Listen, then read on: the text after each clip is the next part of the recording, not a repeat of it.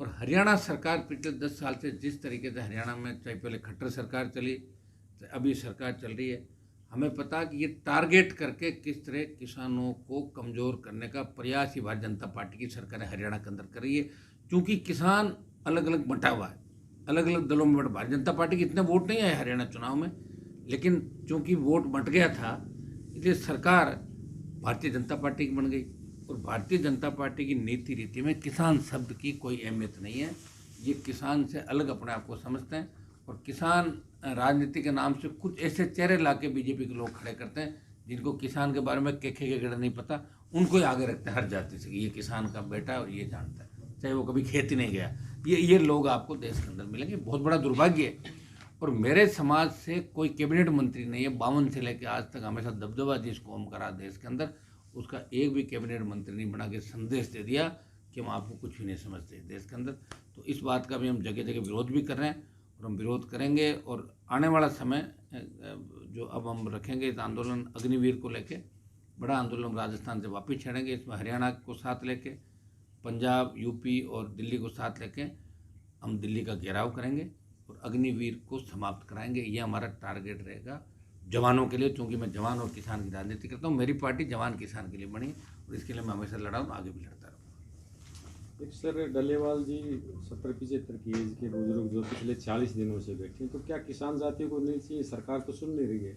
किसान जातियाँ तो साथ ही है ना डल्लेवाल जी के सारे, और हम किसके साथ हैं? साथ हैं, मतलब सरकार तो मान नहीं रही, तो क्या उनको नहीं एक ऐसे व्यक्ति की मृत्यु हो जाएगी, ऐसी स्थितियां पैदा हो रही? देखिए मेरी बात सुनो, जब शायद पिछला जो किसान आंदोलन चला था, राष्ट्रीय लोकतांत्रिक पार्टी जिसका मैं सिंगल मेंबर था, नई पार्टी बनी थी 18 के अंदर, मेरी पार्टी की शुरुआत थी। लेकिन किसान हितों के लिए मैंने मंत्री पद को ठोकर मार के मोदी और अमित शाह से लड़ाई लड़ी। तो ये किसानों के लिए किया हमने, और किसके लिए किया? आज भी हम सपोर्ट करते हैं हर किसान नेता जो भी इस देश के अंदर कहीं भी लड़ रहा है, जिस परिस्थिति में लड़ रहा है किसान की बात के लिए। तो किसान का मतलब एक जाति नहीं होती, किसान का मतलब खेती करता है वो किसान है। चूँकि हमारे लोग लड़ते हैं, लीड करते हैं, संघर्ष वो करते हैं, फायदा हर आदमी को होता है, तो लोग इस बात से चिढ़ते हैं किसान को एक जाति के नाम जोड़ दे, भाई किसान तो एक जाति, किसान सारे लोग हैं। और डल्लेवाल जी जो आमरण अनशन करे, इसमें सुप्रीम कोर्ट के अलावा केंद्र की सरकार को भी ध्यान देना चाहिए, और बार बार पंजाब सरकार को कह के टाल देना कि पंजाब सरकार ये करे, तो पंजाब सरकार के साथ साथ दिल्ली की सरकार भी करे। ये सुप्रीम कोर्ट से भी हमारा ये निवेदन रहेगा कि सुप्रीम कोर्ट इस मामले के अंदर दिल्ली की सरकार को पाबंद करे कि बार बार जब आपने समझौता किया था किसानों से, जब बिल वापस लिए, जब डेलीगेशन के साथ वार्ता हुई, उसमें सारी बातें थी कि एमएसपी खरीद गारंटी कानून भी होगा, किसानों की कर्ज माफी भी विचार करेंगे। तो सारी बातें सरकार बदल गई अपनी बात से। तो दिल्ली की सरकार को भी सर्वोच्च न्यायालय पाबंद करे पंजाब सरकार के साथ साथ, कि इनसे वार्ता करके इनका अनशन भी तोड़वाएं। और बार बार रोज किसान आंदोलित हो जाते, तो इसका परमानेंट समाधान क्या है? ये दिल्ली की सरकार को सोचना चाहिए, क्योंकि दिल्ली सबसे बड़ी है, स्टेट गवर्नमेंट को इतने साधन नहीं होते कि वो कर्जा माफ कर सके किसी का।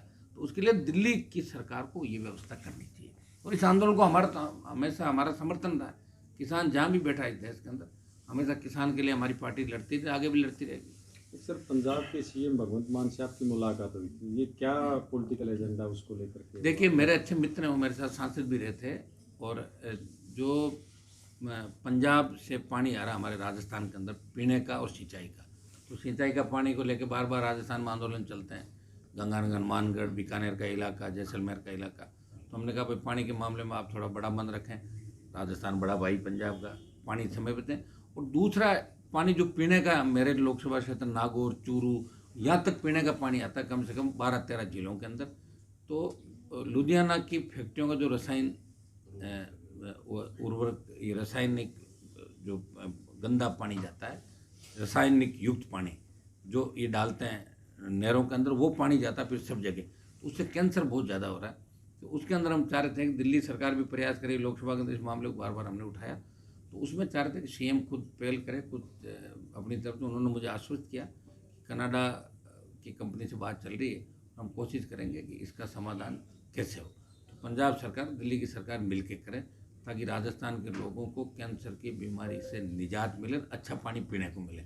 और भी दूसरा नशा जो बढ़ रहा है, नशा पंजाब, राजस्थान, हरियाणा, जिस तरह हमारे स्टेट, हमारे नौजवान जो सबसे मजबूत है यहाँ का, आप देखिए खेलों में हरियाणा पंजाब नंबर 1, हर चीज़ में नंबर 1 पे, देश सेवा के अंदर नंबर